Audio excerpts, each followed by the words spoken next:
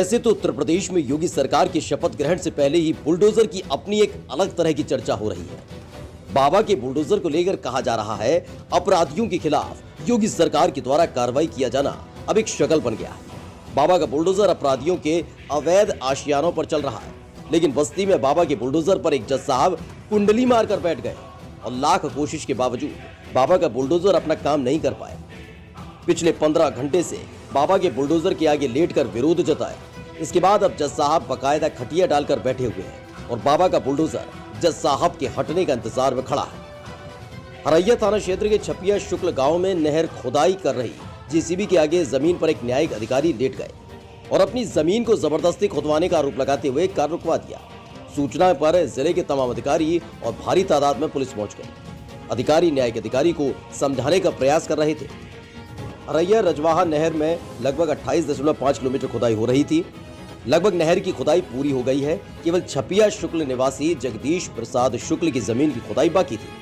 वे अपनी जमीन नहीं देना चाह रहे हैं। उनके द्वारा जिलाधिकारी समेत अन्य अधिकारियों को पत्र देकर अपनी जमीन में नहर बनाने का विरोध भी जताया, लेकिन नहर विभाग के अधिकारियों ने ठेकेदार जयमंगल सिंह के साथ मौके पर पहुंचकर उनकी जमीन में जेसीबी से खुदाई शुरू करवा दी। उनके परिजन मयंक और योगेंद्र ने विरोध किया तो उन्हें पुलिस ने हिरासत में ले लिया। छुट्टी लेकर घर आए जगदीश प्रसाद शुक्ल के पुत्र अपर जिला जज मनोज कुमार शुक्ल मौके पर पहुंचे और खुदाई रोकने लगे तो ठेकेदार नहीं माने।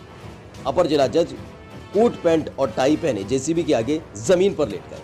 उन्होंने जिलाधिकारी पर जबरदस्ती नियम के विरुद्ध उनकी जमीन में नहर खुदवाने का आरोप लगाते हुए कहा कि जब तक खोदा गया जमीन पाट कर उन्हें नहर न खोदने का आश्वासन नहीं मिलेगा। माता पिता है, मैं उनका एकमात्र पुत्र बचा हूँ, ठीक है। और ये मेरी ज़मीन, यहाँ हम रहते नहीं, ये सब कब्जा कर ले रहे थे और हमको मेरे भतीजे ने बताया कि चाचा इस तरह से हो रहा है। मैंने कहा बेटा, हमने एक पैसा ग्रहण नहीं किया, हम लोगों ने कभी कब्जा नहीं दिया, ये लोग इल्लीगल काम कर रहे हैं और ये लोग ये जो है अपराध कर रहे हैं जो नया एक्ट 2013 का इसमें ज़मीन के अधिग्रहण के संदर्भ में। तो ये लोग उसको जो है बिना ज़बरदस्ती पुलिस के बल पर, क्योंकि डीएम का आदेश है तो हम पुलिस वालों को दोष नहीं देंगे, क्योंकि पुलिस तो उनके आदेश को मानने के लिए बाध्य है करती है। लेकिन डीएम ने जो आदेश किया है यह एक बेईमानीपूर्ण आदेश है, एक भ्रष्टाचार से युक्त आदेश है और डीएम का अब टेन्योर पूरा हो रहा है। योगी जी महाराज आ जाएंगे, उनका यहाँ से स्थानांतरण हो जाएगा। 4 सीट यहाँ से हार चुकी है जो दिख ही रहे हैं। तो ये जाते जाते इस अवैधानिक ढंग से मेरे खेत पर कर रही है।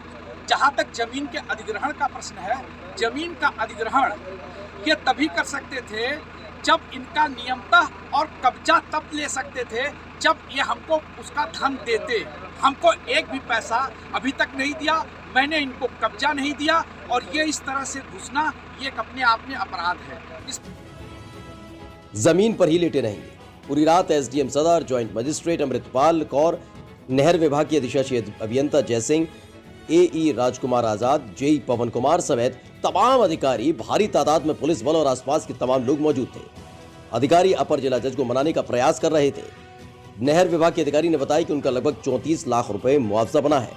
एसएलओ ऑफिस बस्ती से उन्हें कहा गया लेकिन नहीं ले रहे हैं, जबकि अपर जिला जज का कहना है कि वे अपनी जमीन नहीं देंगे।